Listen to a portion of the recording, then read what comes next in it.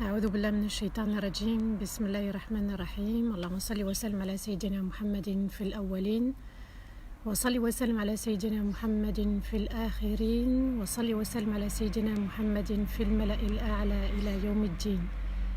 رب اشرح لي صدري ويسر لي أمري واحلل عقدة من لساني يفقه قولي. اللهم إنك عفو تحب العفو فاعف عنا. اللهم إنك عفو تحب العفو فاعف عنا. اللهم إنك عفو تحب العفو فاعف عنا. أما بعد, mes chers frères, mes chères sœurs, assalamu alaikum wa rahmatullahi ta'ala wa barakatuh. qu'Allah vous récompense pour votre fidélité, votre participation. Mashallah, c'est devenu notre rendez-vous quotidien. Et puis c'est toujours par la grâce d'Allah Azza wa Jal, par sa bienveillance excellente qui nous a réunis. Et puis le mot d'ordre de ces lives, c'est se réunir pour s'unir. D'accord? On est une unité, on est une communauté qui adore l'unique. À nous, subhanallah, de témoigner de cette unicité et de garder justement cette communauté pour le meilleur. Et Allah Azza wa Jal est capable de toutes choses, puisqu'il dit si Allah sait qu'il y a dans votre cœur le khayr, le bonheur, la motivation, l'ambition, eh bien Allah Azza wa Jal répondra aussi par la même chose. Alors, on est arrivé aujourd'hui au verset de Surat al-Fatiha, le verset Ihdina as-sirat al-mustaqim. Eh bien, Allah Azza wa Jal nous dit dans Surat al-Fatiha, qui est une lumière, une guidance, un moyen de guérison pour nous, un moyen d'avancer, un moyen de se rapprocher d'Allah Azza wa Jal. Allah Azza wa Jal nous dit, eh bien, faites l'invocation, Ya Allah, guide-nous vers le droit chemin. Dans, il n'y a pas de son. Est-ce qu'il y a le son pour tout le monde ou pas? Dites-moi oui ou non, pour celles qui l'ont ou ceux qui l'ont. Est-ce qu'il y a le son? Vous m'entendez bien ou pas?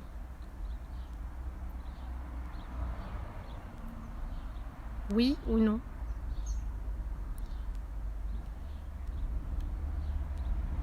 Oui, d'accord, ok, bon, j'avance. Allah Azza wa Jal nous dit dans ce verset Ihdina as-sirat al-mustaqim, Ya Allah, guide-nous vers le droit chemin.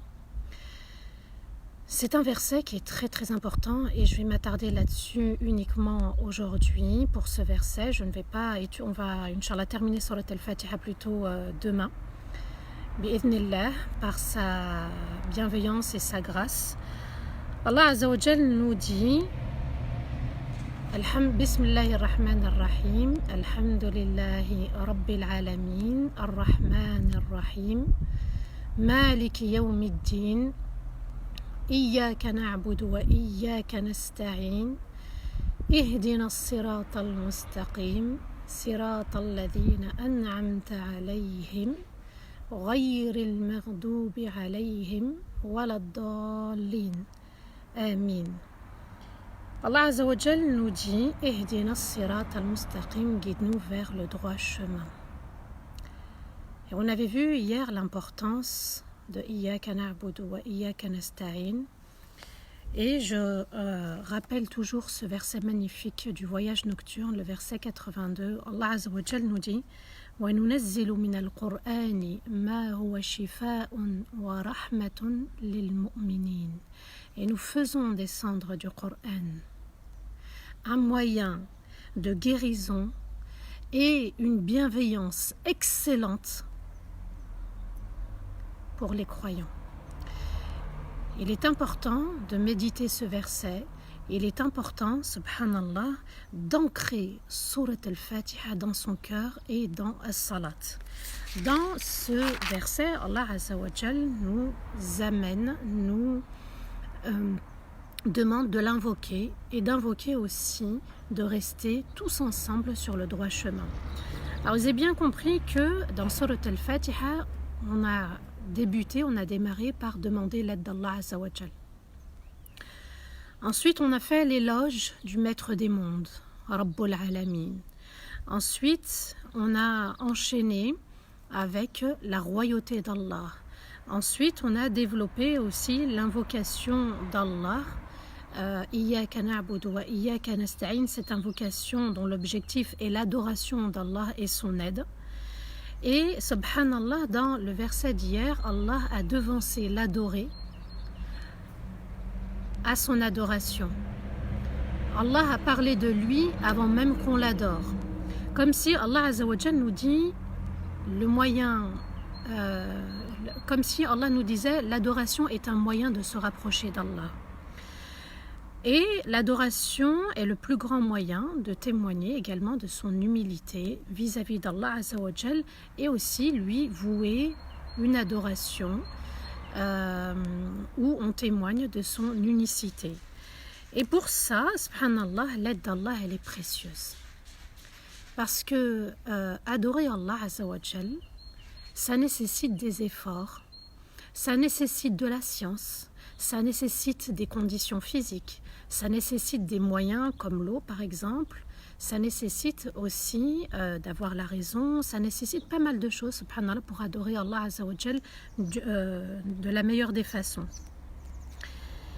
Et adorer Allah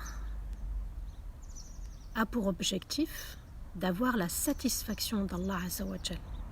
Et le véritable croyant, s'il est dans l'humilité, eh bien il va demander avec humilité la guidance d'Allah dans sa vie, dans son quotidien, pour adorer Allah Azza wa Jal de la manière la plus juste. Et la guidance, subhanallah, elle est de différentes façons. Quand on médite ce verset, eh bien, premièrement, il y a la guidance qu'Allah Azza wa Jal a créée, celle de la fonction de chaque chose. Le soleil a été créé pour briller, réchauffer. Par exemple, l'abeille a été créée pour produire du miel. L'air pour qu'on le respire, etc. Chacun a une fonction. Notre nez pour respirer, notre main pour toucher, pour saisir, pour prendre, pour maintenir, pour caresser, l'oreille pour écouter. Donc chaque chose, Allah Azza wa Jal l'a créée avec perfection. Et dans Surat Taha, le verset 50, Allah Azza wa Jal nous dit قَالَ رَبُّنَا الَّذِي أَعْطَى كُلَّ شَيْءٍ خَلْقَهُ ثُمَّ هَدَى. Allah Azza wa Jal nous dit, en parlant de Moussa lorsqu'il va répondre à Pharaon, il lui dit, notre Seigneur, c'est lui qui a créé toute chose et l'a guidé vers la chose, vers la fonction qui est vouée pour. Et subhanallah, cette réponse a été donnée par Moussa alayhi salatu wassalam lorsque Pharaon lui a posé la question Qala faman rabbukuma ya Moussa. Ya Moussa, qui est votre Seigneur, en s'adressant à Moussa et Haroun, qui est votre Seigneur? Eh bien, quand on médite le verset Rabbul Alamin, Ar-Rabb, c'est celui aussi qui a créé toute chose et lui a donné sa fitra, sa nature. Ça signifie quoi? Que chaque chose a une fonction. Ça signifie quoi? Qu'il faut méditer chaque chose. L'eau pour se purifier, l'eau pour se laver, l'eau pour arroser, l'eau qui tombe des cieux pour pouvoir arroser la planète. Vous voyez, subhanallah, l'eau pour se baigner. Allahu Akbar. Donc c'est important dans chaque chose d'y voir la grandeur divine. Donc la guidance de chaque créature a sa propre fitra, sa propre nature. Il y a une autre guidance, la guidance des sens. C'est-à-dire que par exemple, le toucher pour reconnaître le chaud, le froid, pour caresser, pour prendre, pour saisir. Le goût, par exemple, pour reconnaître le sucré et du salé. Est-ce qu'il manque du sel? Est-ce que c'est acide? Est-ce que c'est amer? On a aussi, par exemple, la vue. La vue, c'est pour voir, pour regarder, pour observer, pour analyser, pour lire le Coran notamment. Et puis aussi, subhanallah, l'ouïe, l'odorat, nos 5 sens. Ça, c'est la création d'Allah. Quand Allah dit وَهُوَ أَقْرَبُ إِلَيْكُمْ مِنْ حَبْلِ الْوَرِيدِ, il est encore plus proche de vous que la veine jugulaire, et bien, subhanallah, même dans notre corps, on doit y voir la création d'Allah. Les intestins ont une fonction, le pancréas a une fonction, le foie a une fonction, les ongles ont une fonction, les cheveux ont une fonction, la circulation sanguine, etc. Et puis, Allah Azza wa Jal nous a créé avec des émotions, des sentiments, l'émotion de la tristesse, de l'amour, l'amour pour aimer Allah, pour avoir de l'ambition, pour désirer, pour avoir des objectifs. Il y a la colère, la tristesse, etc. Allah Azza wa Jal nous a créé comme ça. Il y a la peur, il y a l'angoisse, l'anxiété. Tout ça, subhanallah, fait partie de la création de sa majesté. Et puis aussi, dans sa création, il y a la raison. Celle qui nous permet de trouver le juste milieu, celle qui nous dit là je ne vois pas très bien, là c'est trop chaud, là il va falloir que je dose. Et puis subhanallah, il y a une autre forme de guidance, c'est la guidance des prophètes et des messagers. Ça signifie quoi? Quand on prend le verset de Surat Ash-Shura, le verset 52, Allah nous dit وَلَكِنْ جَعَلْنَاهُ نُورًا نَهْدِي بِهِ مَنْ نَشَاءُ مِنْ عِبَادِنَا وَإِنَّكَ لَتَهْدِي إِلَى صِرَاطٍ مُسْتَقِيمٍ. Mais nous avons fait du livre une lumière afin de guider qui nous voulons parmi nos serviteurs. Et tu es certes celui qui oriente, celui qui guide vers le droit chemin. Allah nous dit en parlant du Coran, mais nous avons fait du livre une lumière afin de guider qui nous voulons parmi nos serviteurs. Ça signifie quoi? Que le Coran est une guidance, que si à un moment donné dans ma vie, je rencontre un obstacle, une difficulté, une épreuve insurmontable ou une passion, un péché pour lequel je n'arrive pas à m'en débarrasser, je suis dans une impasse, Allah nous dit quoi? Voilà la lumière. Nous avons fait du livre une lumière afin de guider qui nous voulons parmi nos serviteurs. Donc vous voyez que Allah Azza wa Jal nous dit dans ce verset que même parmi les serviteurs, il va choisir une certaine catégorie pour les guider, pour leur offrir sa lumière. Alors bismillah, faisons le choix de faire partie de cette catégorie, c'est-à-dire que choisir de se purifier, choisir d'exceller dans sa foi, choisir d'être le meilleur, de donner le meilleur et de montrer le meilleur et d'apporter le meilleur pour pouvoir faire partie de ces gens-là, de ces serviteurs-là, de cet invité spécial. Et puis, chacun parmi nous mérite d'être un invité spécial et il est un invité spécial. Et Allah Azza wa Jal guide toujours celui qui veut être guidé. Même quand on est guidé vers la foi, même quand on dit La ilaha illallah, on a toujours besoin d'être guidé encore plus, d'être tiré vers le haut. Parce qu'à un moment donné, on peut faiblir dans une épreuve. Et tu es certes celui qui oriente, qui guide vers le droit chemin, en parlant de Rasulullah sallallahu alayhi wa sallam. Et sa sunna nous guide, sa tradition nous guide, son mode de vie nous guide, ses hadiths nous guident pour celui qui veut bien comprendre les hadiths, les paroles du prophète alayhi salatu salam et les versets. Cherchez toujours la justesse. Le prophète alayhi salatu salam a mis en garde contre le zèle. Et ça n'est pas bon le zèle de vouloir trop en faire et à la fin de ne pas en faire du tout ou pas assez.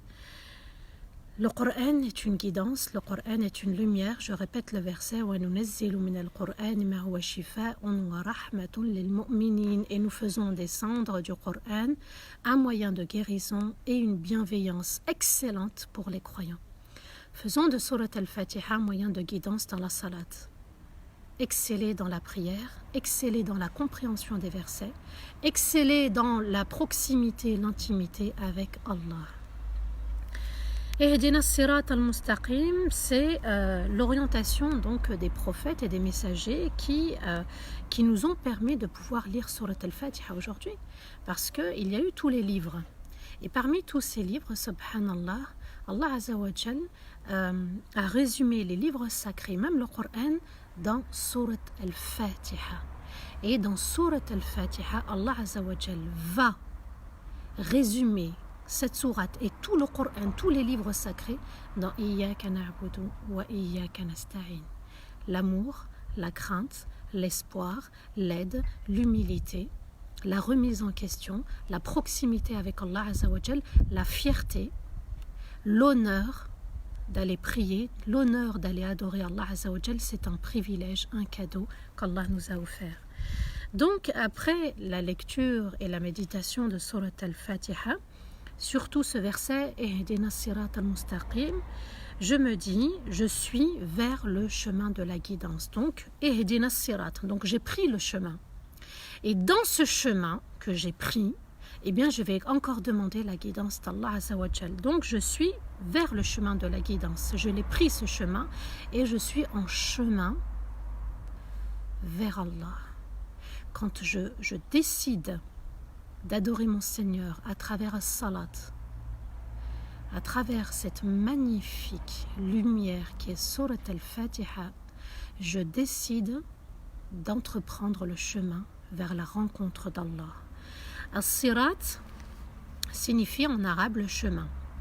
Et à l'origine, sirat, normalement, c'est avec un sin, sarata, qui veut dire avaler de la nourriture. Comme si le chemin, subhanallah, avale celui qui le prend. Il l'absorbe, comme si il l'absorbait et il s'éloignait des autres. Ça veut dire quoi en fait? Que celui qui prend le chemin d'Allah, le droit chemin, le chemin de la guidance, s'éloigne du bas monde, s'éloigne des autres et il s'élève auprès d'Allah. Al-Mustaqim signifie droit et qui n'a aucun défaut, aucune déformation. Donc, le chemin d'Allah, c'est un chemin qui est à la fois droit, c'est un chemin qui va m'élever auprès d'Allah Azza wa Jal, et puis le droit chemin, c'est le plus court et le plus rapide. Vous avez des chemins où il va y avoir un virage à droite, un virage à gauche, encore un autre virage, un rond-point, un céder le passage, un stop. Vous voyez quand on prend la route. Là, le droit chemin qu'Allah Azza wa Jal nous enseigne, c'est un chemin qui est mustaqim, droit. Aucune déformation, aucun zigzagement, aucun virage, c'est un chemin droit. Quand on prend un virage, quand on zigzague, ça veut dire qu'on tend vers un péché, vers une passion.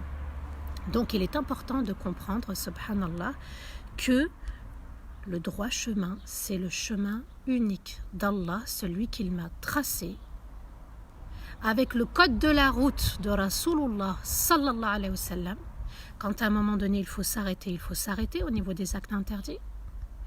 Au niveau des actes obligatoires, c'est feu vert, je passe, c'est permis. Et quand c'est interdit, c'est interdit. Quand Allah Azza wa Jal nous dit wa'afu wasfahu, et pardonner, c'est un ordre. Quand Allah Azza wa Jal nous dit ud'ouni astajib lakum, invoquez-moi, c'est un ordre. On ne conteste pas, c'est pas « Ah tiens, aujourd'hui je vais invoquer ». « Ah tiens, ça fait des mois que je n'ai pas invoqué, là aujourd'hui je vais invoquer ». Non. Allah Azza wa Jal, il est Ar-Rahman, Ar-Rahim. Sa bienveillance est excellente. Quand il nous demande, quand il ordonne, quand le verbe est à l'impératif, on doit se soumettre et dire Sami'na wa ata'na. Nous avons entendu le message, nous avons bien écouté, Ya Allah, et nous nous soumettons amplement et entièrement à toi. C'est pour ça que je vous dis, subhanallah, apprenez la langue arabe, savourez les versets, savourez la compréhension, allez chercher le sens des versets. Une simple lecture, ça ne suffit pas. Il va falloir chercher le sens profond de chaque verset. Qu'est-ce qu'Allah attend de moi? Qu'est-ce qu'Allah veut de moi? Où sont les valeurs? Où je dois délaisser les actes interdits pour être le meilleur et être juste envers moi-même? Donc on invoque Allah, le chemin le plus rapide pour l'adorer, subhanallah, et le chemin le plus facile et le plus droit. Ihdina sirat al-mustaqim. Et il n'y en a qu'un de chemin, il n'y en a pas 36. Puisqu'Allah Azza wa Jal nous dit dans Surat Al-An'am, le verset 153, wa anna hadha sirati mustaqiman fattabi'uhu wa la tattabi'u subul fatafarraqa bikum an sabilihi ذَلِكُمْ وَصَّاكُمْ بِهِ لَعَلَّكُمْ تَتَّقُونَ. Et certes, voici mon droit chemin. Alors suivez-le et ne suivez pas les autres voies, car elles vous éloigneront et vous diviseront de sa voie. Voilà sa recommandation pour que vous craigniez de tomber dans la déviance, dans les passions et la division. Alors, qu'est-ce que ce verset nous apporte comme lumière? Et certes, voici mon droit chemin. Allah a légiféré dans le Coran. Dans la sunna de Rasulullah sallallahu alayhi wa sallam, nous avons les codes de vie, les valeurs et les principes pour vivre heureux. Alors, suivez-le. Suivez le Coran et suivez aussi la sunna de Rasulullah sallallahu alayhi wa sallam, sa tradition. Et ne suivez pas les autres voies. Les voies de la passion, les voies du shirk caché. Vous savez, subhanallah, quand Allah dit car elles vous éloigneront et vous diviseront de sa voie. Alors, je ne vais pas aller très loin au niveau des sectes, au niveau d'autres religions, etc. Je vais juste prendre la cellule familiale. On suit le droit chemin, on vit en paix, la maison devient un havre de paix. On applique les commandements divins, les commandements prophétiques. Wallah, par Allah, celui qui détient mon âme, on vivra heureux. Mais quand je sors du droit chemin, je ne veux pas respecter le droit de mon épouse, le droit de mon époux, les droits de mes enfants, les droits de mes parents, les droits de mes frères et sœurs, etc. Eh bien, subhanallah, je m'écarte du chemin. Je prends juste la cellule familiale puisqu'on est en plein confinement. D'accord?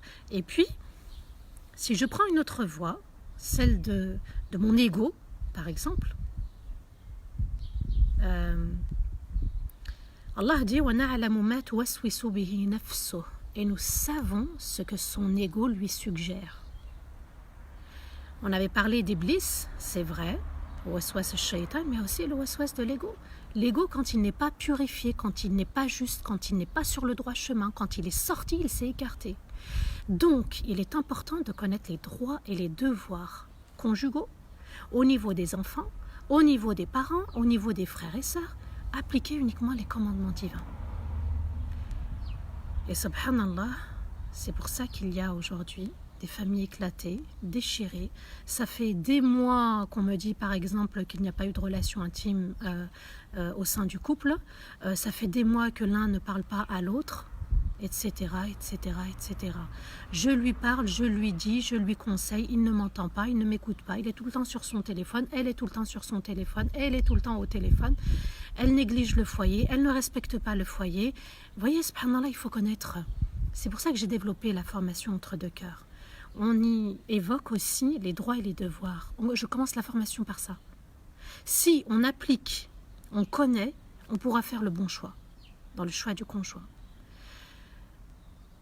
Il est nécessaire de revenir sur le droit chemin. Subhanallah, ce qu'on est en train de vivre actuellement, c'est une ni'ma. C'est comme si on vivait à l'époque de Rasulullah sallallahu alayhi wa sallam. Le pain cuisiné à la maison, comme Ramadan en fait. En fait, là, en confinement, on est comme notre comportement pendant Ramadan. On pense à l'autre, on prend des nouvelles de l'autre, on invoque pour l'autre, on se remet en question, on écoute les lives, les dourous, subhanallah. D'autres dourous, il y a mes frères aussi qui interviennent, mashallah.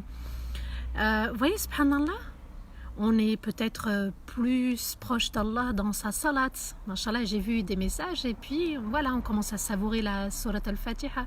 Comme si Allah nous disait, cette épreuve, peut-être que pour certains c'est un mal, mais celui qui veut en faire une force, il le peut. Pourquoi? Parce qu'Allah, il est Ar-Rahman, il est Ar-Rahim, il est bienveillant avec excellence. Le retour aux sources. La source c'est le Coran, la source c'est la sunna de Rasulullah sallallahu alayhi wa sallam pour celui qui veut rester sur le droit chemin. Voilà sa recommandation.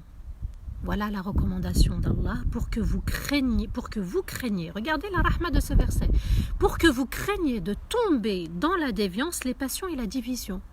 La division, quand on n'applique pas les commandements divins dans une cellule familiale, eh bien on est dans la division. Wahad fi al-sharq, wahad fi al-gharb. Il y en a un à droite, l'autre à gauche.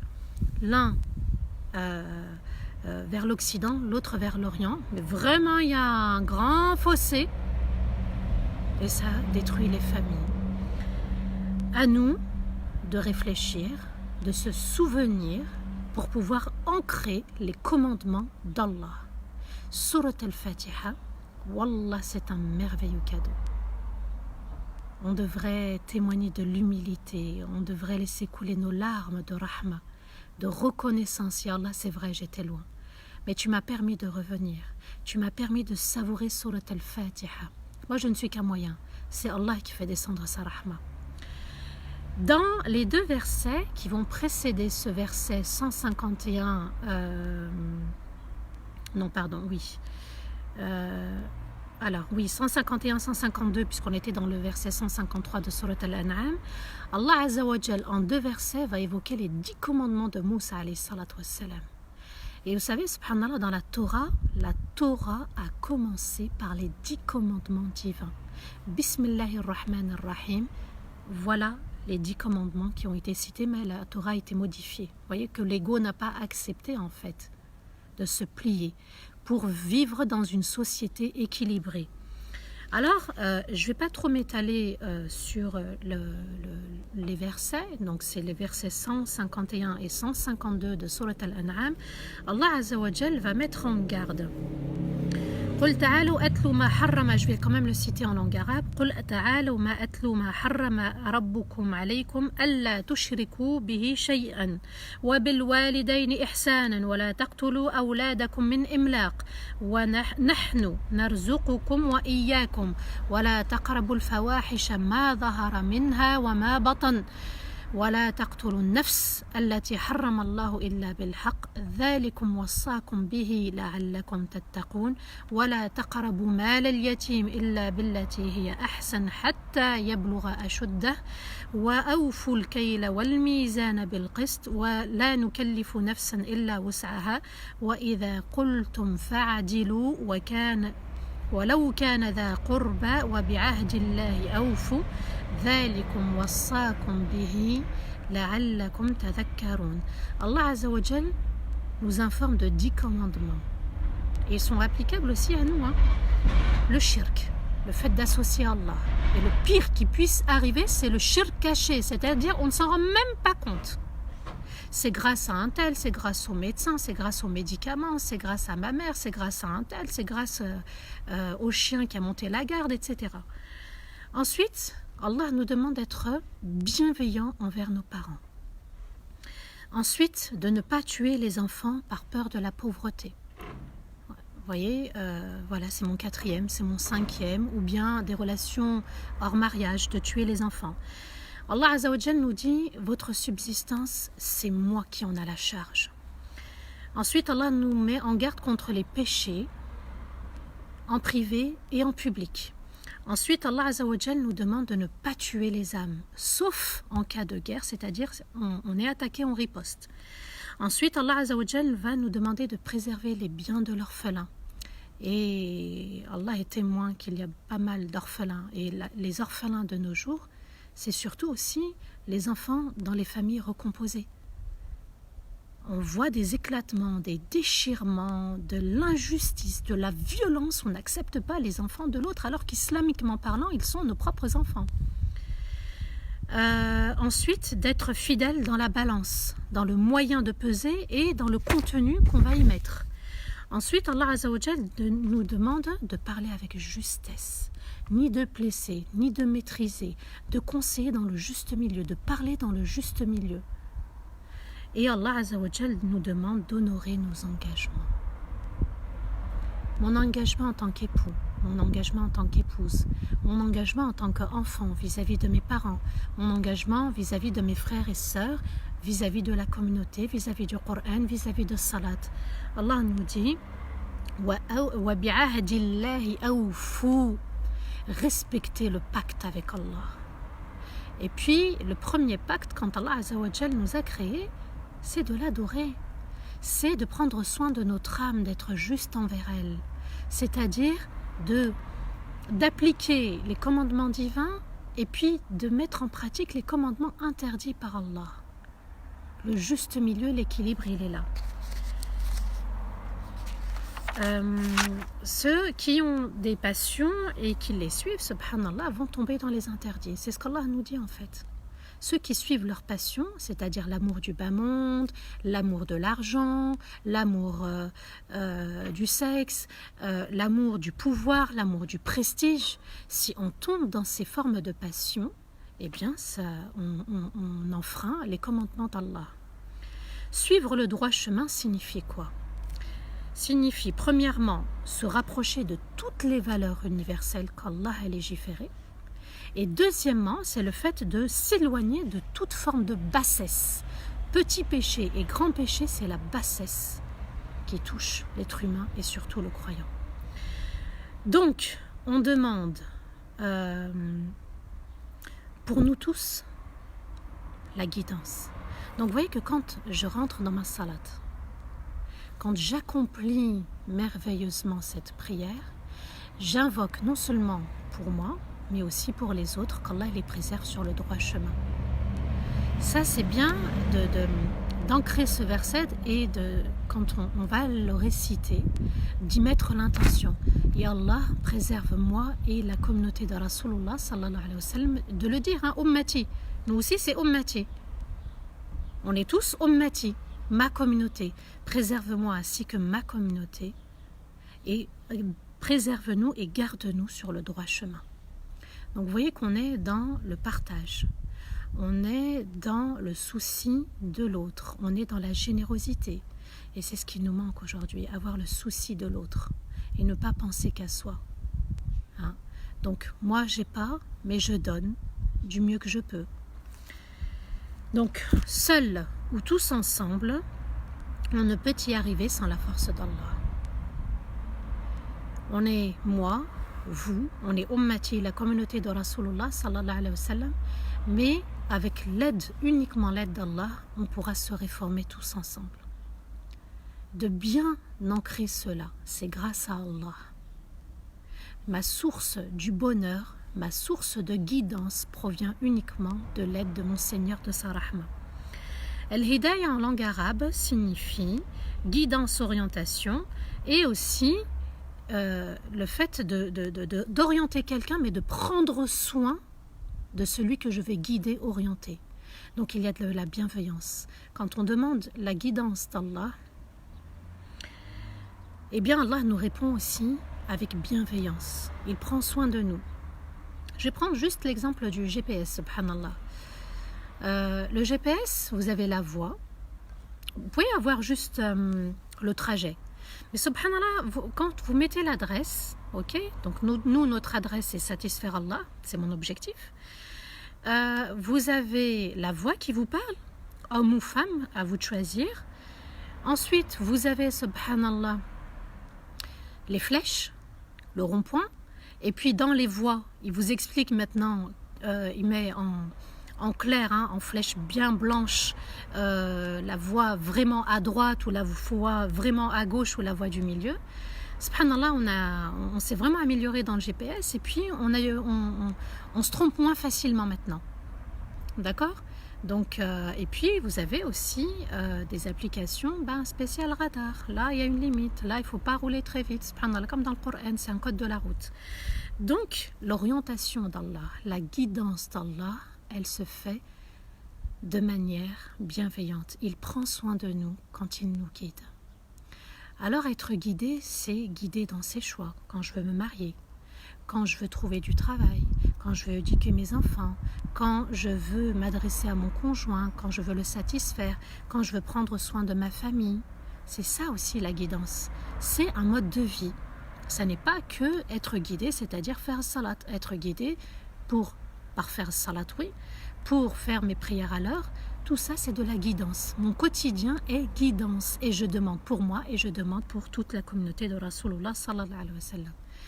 Et subhanallah, ce qui est magnifique, c'est que lorsqu'on invoque Allah par des invocations choisies par Allah, c'est des invocations bénies par Allah, par sa majesté, par celui qu'on admire, par celui qu'on aime, par celui qui mérite qu'on soit reconnaissant envers lui. Allah a choisi la dua Iyyaka na'budu wa iyyaka nasta'in avec fierté. Je suis fière d'adorer mon Seigneur. Ça, il faut l'inculquer aux enfants. Et puis aussi, Ihdina as-sirat al-mustaqim, dans les deux formules, dans les deux versets, dans les deux signes d'Allah, dans ces deux lumières, il y a le nous et jamais le je. Donc vous voyez qu'il est temps de se dire, je fais partie de cette communauté, je dois être bienveillant et bienveillante. Et puis la communauté, ça commence par la cellule familiale. Préserver la cellule familiale, c'est préserver la société, préserver la communauté, préserver la famille mondiale. Et la plus belle chose dans la vie, c'est de connaître Allah. Et cette sourate est magnifique parce qu'elle nous aide à connaître Allah de manière excellente. Toutes les louanges t'appartiennent, ya Allah, parce que j'ai commencé la vie, tu m'as aidé dans cette vie, tu m'as créé, et c'est en ton nom que je célèbre tes louanges d'admiration, d'amour et de reconnaissance. Et tu es d'une bienveillance, d'une compassion, d'une douceur excellente. Et tu es le roi du jour du jugement. J'accepte tes commandements, j'accepte tes limites, j'accepte tes obligations, j'accepte de ne pas te désobéir. Seul toi, nous adorons. Et seul auprès de toi, nous demandons de l'aide. Alors Seigneur, guide-nous vers le droit chemin, le chemin qui mène vers ta bienveillance, le chemin qui mène vers l'admiration. Tu es le seul que j'aime d'un amour infini dans mon cœur. Ya Allah, tu es merveilleux, tu es magnifique, tu es excellent. Tes choix sont excellents, tes commandements sont excellents, Al-Fatiha est excellente, As-Salat est excellente, les invocations sont excellentes, cette communauté est excellente. Si je choisis justement de faire en sorte d'être dans l'ihsan, l'excellence de la foi, c'est-à-dire adorer comme si Allah nous voyait. On veut qu'Allah pose son regard sur nous. On veut qu'Allah Azza wa Jal ait un regard de satisfaction. Radiyallahu anhum wa radu anhu. Allah est satisfait d'eux et ils sont satisfaits de leur Seigneur. La plus belle chose donc, c'est de connaître Allah, mais aussi de savourer et de ressentir cette connaissance.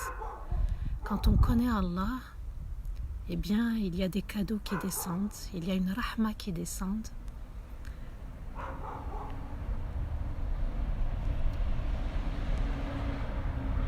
Et on savoure, subhanallah, ces moments. Ya Allah, je veux ressentir que tu es avec moi et je veux ressentir ta compagnie sur le droit chemin. Celui qui reste sur le droit chemin va ressentir cette présence, cette compagnie, va ressentir qu'Allah l'observe, qu'Allah porte un regard bienveillant sur lui. C'est un chemin qui nous amène à sa rencontre, c'est-à-dire dans l'au-delà. Le chemin que j'ai choisi de prendre, le chemin, l'adresse que j'ai mis dans mon GPS, c'est d'arriver à sa rencontre, de le voir. Et Allah, je t'ai tellement aimé, j'ai tout fait pour t'adorer du mieux que je peux, je me suis trompée, j'ai glissé, je suis tombée, je me suis relevée, je me suis remis et remise en question.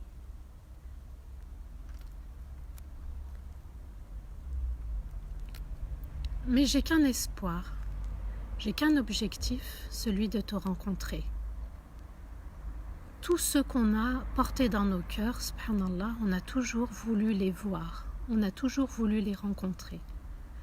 Et faire partie de ces gens qu'Allah a choisi de méditer sur le Al-Fatiha, de savourer cette sourate dans Salat, à chaque fois on se prépare en fait sur terre au rendez-vous dans l'au-delà. Ya Allah, je me prépare aujourd'hui. Je me suis préparée au Fajr, je me suis préparée au Dhuhr, je me suis préparée au Asr, je me suis préparée au Maghrib, je me suis préparée au Isha et tous les jours je me prépare à ta rencontre. On est à travers cette sourate en train de se rapprocher d'Allah et de prévoir ce rendez-vous, de fixer ce rendez-vous, un rendez-vous qui doit être le plus bel objectif de la vie. Le prophète alayhi salatu wassalam nous dit Inna rabbakum hayyun karimun yastahi min abdihi idha rafa'a yadayhi ilayhi an yaruddahuma sifra. Certes, votre Seigneur est plein de pudeur et de générosité et ne peut pas, par pudeur envers son Seigneur, lui laisser les mains vides après les avoir levées vers lui pour l'invoquer et lui demander sa grâce.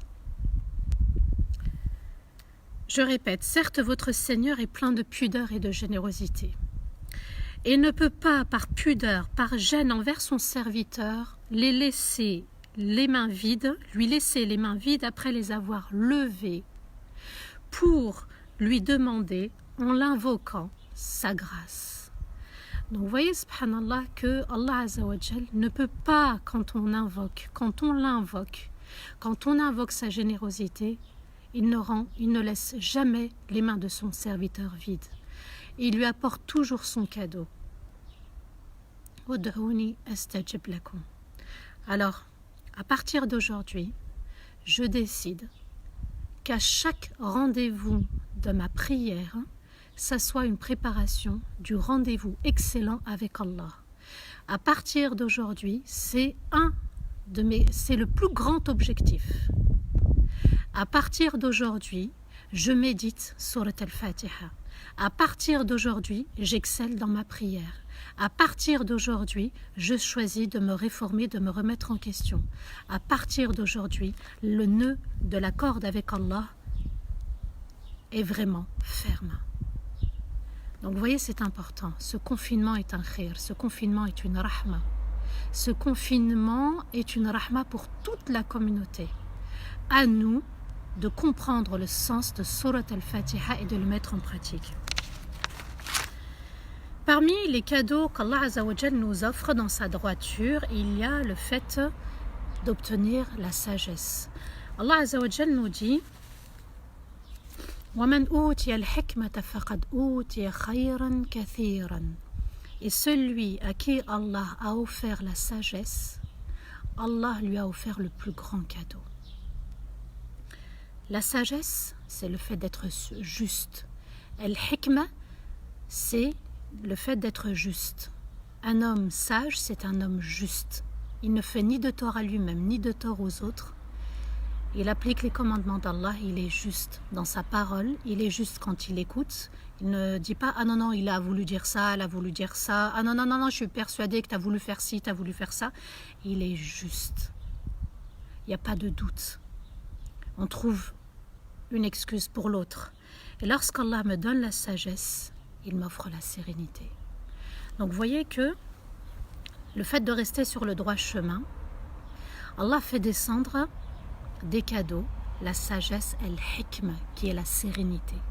D'être juste, subhanallah, ça nous procure quoi? Elle permet d'accepter les épreuves. Je rentre dans salat avec l'aide d'Allah. Bismillahirrahmanirrahim. Alhamdulillah. Ya Allah, j'accepte l'épreuve. Et je suis dans ton admiration. On ne peut pas admirer Allah et ne pas accepter l'épreuve. Donc, Ya Allah, j'accepte l'épreuve. Je t'admire tellement que tu es au-dessus de mon épreuve. Elle permet d'être satisfait d'Allah, d'accepter le destin. Ça fait partie des piliers de la foi. Ar-rida bil qada wal qadar. D'accord? Le bon et le mauvais destin. Alors, on le traduit comme ça mauvais, mais en fait, c'est le destin douloureux. Ok? Il n'y a pas de mauvais, il n'y a pas d'imperfection avec Allah. De vivre le bonheur de la foi, le bonheur de la paix, le bonheur des versets, le bonheur d'une prière où on a médité le Fatiha, le bonheur de vivre en communauté, le bonheur de satisfaire Allah. Le fait aussi d'être dans la droiture, la sagesse et la justesse, c'est aussi le fait de garder espoir. Quand on est dans l'admiration du merveilleux, de l'unique, on est dans l'espoir, puisqu'il nous a donné espoir. Il nous a dit « Invoquez-moi, demandez-moi mon aide et je vous aiderai ». Il y a aussi dans le fait d'être sur le droit chemin, d'être optimiste. Allah, il est bienveillant. Allah prend soin de moi, je reste optimiste dans la vie. Et puis d'être fort, d'avoir une foi forte, véritable, ancrée. Ensuite, ça procure aussi la confiance en soi. Avoir confiance en soi, c'est quoi? C'est connaître ses défauts, c'est connaître ses qualités et les limites que l'autre n'a pas à transgresser vis-à-vis de moi. Aussi, elle permet de prendre la décision la plus juste, celle qui satisfait Allah et pas mon ego. celle qui va m'aider dans mon quotidien, dans ma vie. C'est le fait aussi d'avoir des objectifs clairs et précis, satisfaire mon Dieu unique, satisfaire celui qui mérite d'être adoré et qui mérite qu'on s'y attache véritablement et fermement, aucune dépendance vis-à-vis d'un être humain ou vis-à-vis de quelque chose d'autre. Et cette sérénité, subhanallah, elle va se vivre surtout dans les épreuves, voire les grandes épreuves. L'exemple de nos prophètes et des compagnons. Ils ont vécu des terribles épreuves. Ibrahim alayhi salatu wassalam allait être jeté dans le feu et il a été catapulté dans le feu. Le feu. Et Allah Azza wa Jal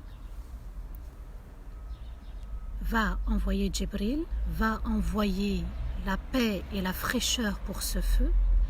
Et qu'est-ce qui a sauvé Ibrahim alayhi salatu wassalam? C'était une paix dans le cœur. Hasbi Allah wa ni'mal wakil. Allah me suffit. Mais de le dire avec paix, avec justesse, avec sérénité. Si on prend l'exemple de Yunus alayhi salatu wassalam, il était dans la mer, dans les ténèbres, dans le ventre d'un poisson. La ilaha illa anta, il n'y a que toi, ya Allah. Subhanak, tu es parfait. Je reconnais mon erreur. Inni kuntu min adh-dhalimin. J'ai été injuste envers moi-même. Bilal, radiallahu an, ahadun ahad. Son maître avait mis un rocher, une grosse pierre sur son torse. Et ça ne l'a pas empêché de dire avec sérénité ahadun ahad. Si on prend aussi l'exemple de Youssef alayhi salatu wassalam, face à la tentation de cette très belle femme, elle l'a tenté volontairement, il a été tenté involontairement, il n'a pas cherché à la séduire ni à répondre à sa tentation. Et Allah Azza wa Jal va faire descendre un signe. Parce qu'il a dit quoi? Ma'ad Allah, qu'Allah me protège. Ya Allah, je te demande ta protection. Donc vous voyez, subhanallah, ils étaient justes envers eux-mêmes et ne sont pas tombés dans l'erreur, ni dans le désespoir, ni dans, voilà, telle épreuve m'a accablé, mon peuple m'a accablé, nana. Alhamdulillah, ils étaient juste en paix et avec la sérénité. C'est juste incroyable et magnifique de vivre une foi avec paix, avec sérénité. D'ailleurs, subhanallah, dans Tahiyyat, quand vous méditez, As-salam wa ala ibadillahi salihin, que la paix soit sur nous ainsi que ceux qui œuvrent de manière bonne et sincère. La paix du cœur, d'être juste, procure la paix. Et c'est subhanallah magnifique qu'Allah Azza wa Jal, le maître, le roi de l'univers, m'entende. C'est magnifique et excellent, et bien qu'Allah me voit, qu'Allah m'entend, qu'Allah m'entend. Le croyant est toujours satisfait du Seigneur dans n'importe quelle situation. Cessons, quand on vit des épreuves, de se remémorer, de se noyer dans les épreuves. Moi, j'ai vécu ça, ensuite j'ai vécu ça, ensuite j'ai vécu ça, ensuite on m'a fait ça, ensuite on m'a dit ça, ensuite on m'a fait ça, ensuite j'ai subi ça, ensuite... Oui, certes. Allah, il dit, je sais tout, je vois tout, j'entends tout. Alors je laisse tout entre les mains d'Allah. Mais de se noyer, de se noyer, de se noyer, de se noyer, et de se dire toujours j'ai vécu, ce sont des ruses du diable, les ruses de l'ego. J'ai vécu et alors? J'ai subi et alors? Alhamdulillah, j'avance. Ihdina as-sirat al-mustaqim. Ya Allah, guide-moi vers le droit chemin. J'ai eu un obstacle, mais Allah, guide-moi, aide-moi à avancer dans la vie. Et être juste envers moi-même, le chemin droit, c'est le chemin juste. C'est le chemin qu'Allah a choisi. Donc j'avance dans ma vie et je cesse de me larmoyer, de me souvenir de ce que j'ai vécu. Ça me noie, ça me fait du mal, ça me fait du tort. Allah nous a dit avancer sur le... On doit avancer. On ne doit pas juste prendre le chemin et rester sur le chemin. On doit avancer. On regarde la route en face de soi. Pas les rétros à chaque fois. Si on regarde à chaque fois les rétros, on oublie la route devant soi et puis on est toujours dans le passé. Ceux qui sont dans le passé et ceux qui sont dans un futur, ils sont inquiets, ils ne vivent pas le moment présent. Ihdina as-sirat al-mustaqim, guide-nous vers le droit chemin. Allah Azza wa Jal nous dit dans Surat Al-Ankabut, le verset 45, Inna as-salata tanha 'anil fahsha'i wal munkar. Sur moi, une rahma va bientôt descendre, donc ça va être la nuit. On reprend. Il y a eu une petite, il y a eu un petit souci de connexion. On reprend, Inch'Allah, quand on se souvient d'Allah Azza wa Jal, on a accompli notre devoir d'adoration. Mais quand Allah Azza wa Jal nous donne le privilège de se souvenir de nous, eh bien, il agit dans un acte de bienveillance envers nous. Donc, ça signifie quoi par rapport à cette épreuve du corona? Seigneur, guide-nous dans cette épreuve. Guide-nous à y voir plus clair. Guide-nous vers ce qui nous apaise, qui nous réconforte. Ya Allah, dans ce confinement, guide-moi vers la meilleure des décisions, vers le meilleur comportement. Ya Allah, guide-moi, aide-moi à avancer dans ma vie. Ça n'est pas évident ce qu'on est en train de traverser. C'est nouveau pour tout le monde. Que ça soit dans la famille, que ça soit par rapport aux mosquées, par rapport au Hajj, la Umrah, peut-être Ramadan. Donc vous voyez, c'est nouveau pour nous. Au niveau professionnel, c'est vraiment nouveau. Ya Allah, guide-moi vers ce qui m'apaise et ce qui me garde sur le droit chemin. Donc, je reviens un petit peu vers l'histoire, encore une fois, de la hijra des premiers compagnons vers l'Abyssinie, vers l'Éthiopie. Allah Azza wa Jal nous envoie une symbolique bien particulière. C'est laquelle? C'est que si tu veux quitter les passions, quitter l'ingratitude, choisis la justice. Alors, je reviens. Quand on médite, subhanallah, l'histoire de l'Abyssinie, eh bien, on se dit, subhanallah, que celui qui veut être juste doit commencer par lui-même. Voilà. Donc, alhamdulillah qu'on ait pu réaliser l'explication de ce verset, Iyyaka na'budu wa iyyaka nasta'in, qu'Allah fasse qu'on soit parmi ses serviteurs choisis, ces serviteurs qui ont choisi la pureté de l'âme et qui se remettent régulièrement en question. Wa astaghfirullah li wa lakum, subhana rabbika rabbil izzati amma yasifun, wa salamun ala al-mursalin, walhamdulillahi rabbil alamin. Amin. Voilà. On revient. Je rappelle que les lives, c'est chaque jour à partir de 15h. Donc, alhamdulillah, c'est Allah qui nous permet de nous rencontrer. Donc, si vous avez des questions, allez-y, bismillah. Alors, je sais qu'il y en a pas mal qui m'ont écrit et je commence à avoir beaucoup de messages concernant les difficultés rencontrées par chacun. Sachez que les rappels que je fais par rapport à Surat Al-Fatiha, elles contribuent à nous aider dans notre quotidien, dans nos épreuves. Donc même si je n'ai pas répondu, subhanallah, revenez dans les lives depuis le début, reprenez-les, réécoutez-les. C'est ça qui va faire que l'épreuve, on va mieux la vivre, on va être satisfait dans l'épreuve et on va pouvoir justement donner le meilleur de soi. Donc n'ayez crainte. Est-ce que la maladie est une purification? Bien sûr, une épreuve est toujours une purification. Une épreuve, elle nous purifie de nos péchés et puis même si par exemple on n'a pas de péché, elle nous élève. Alors, pour faire partie de la formation entre deux cœurs, je suis de Montbéliard, c'est possible ou non? Alors ça s'organise. Moi, dans l'année, par exemple, la formation, c'est sur 5 dimanches. Voilà, ça revient. Je pense qu'on ne va pas trop tarder au niveau des questions. Je suis désolée si ça va recouper. Voilà, c'est un problème de connexion.